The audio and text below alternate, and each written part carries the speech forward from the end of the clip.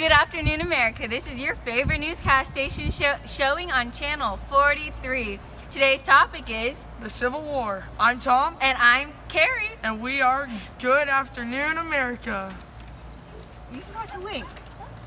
Today's first topic will be major events. Back to Charlotte. Thanks, Carrie. I'm Charlotte, and today we will be talking about the major events during the Civil War.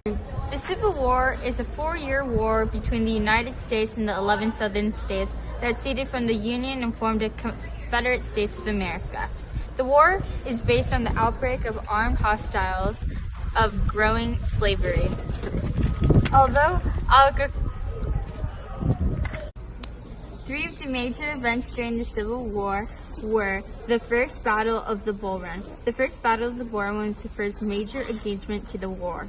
The second one was the Glorieta Pass and the Battle of Sharpsburg.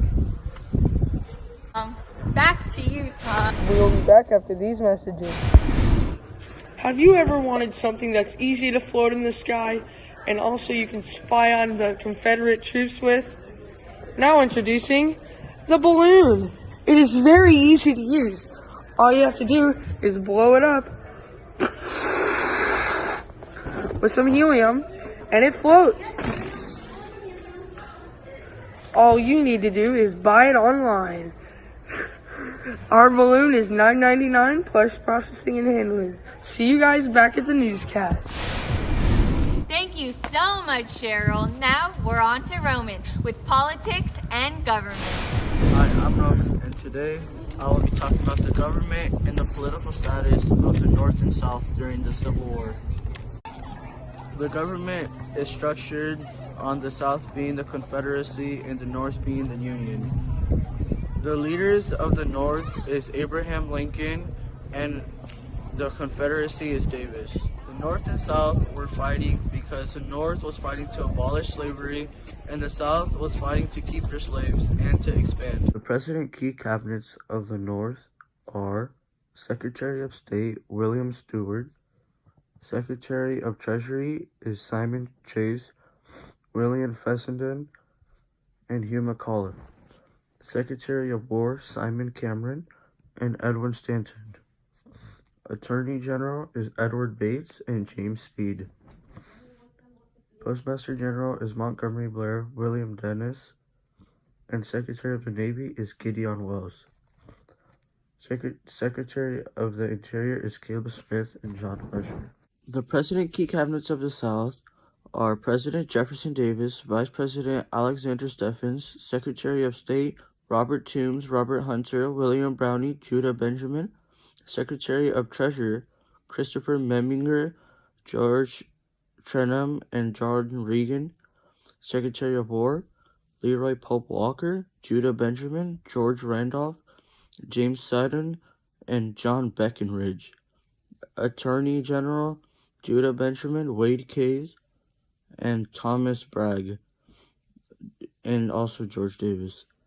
The Secretary of the Navy is Stephen Mallory, and the Postmaster General is John Regan. Thank you, Roman, for the information about the cabinets of the North and South and the government during the Civil War. Now we will hand it off to Mia so she can teach us about some of the technologies that the troops used during the Civil War, like the mini ball, the railroad, and many more. Isaac. Recent news about the technology in the Civil War has brought awareness to the nation. With rifles being able to shoot up to 1,000 yards and be more accurate, repeaters allowing rifles to fire 7 shots in 30 seconds, and mini balls being deadlier and easier to load, this technology has been known to be the cause of 90% of casualties in the Civil War. Information has also led us to believe the North has been benefiting most from the new technology. For example, the Northern troops get up to 22,000 miles of railroad track, yet the Southern troops only get 9,000. We've learned technology has only been available to the Northern troops, but not Southern troops.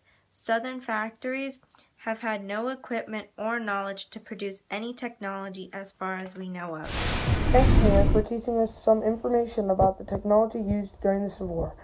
Now we'll be learning about the military strategies of the North and South during the Civil War. But first, after this commercial. Hey there, didn't see ya. Today's advertisement will be on railroads.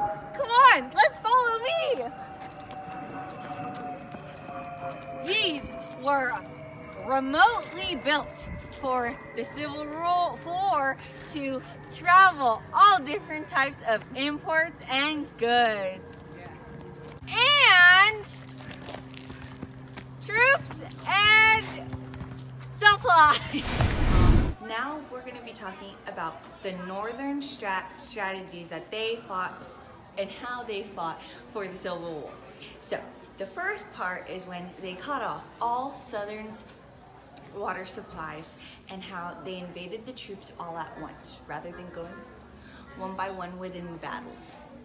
Congratulations to the Unions for beating the Confederate States.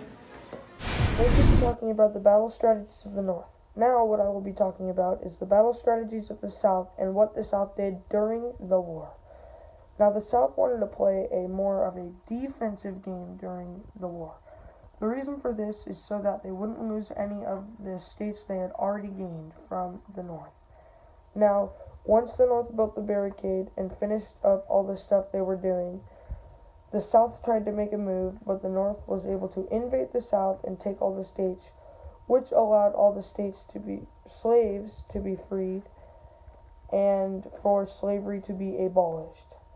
Abraham Lincoln became the President of the United States of America, which he already was. And now our presentation's over.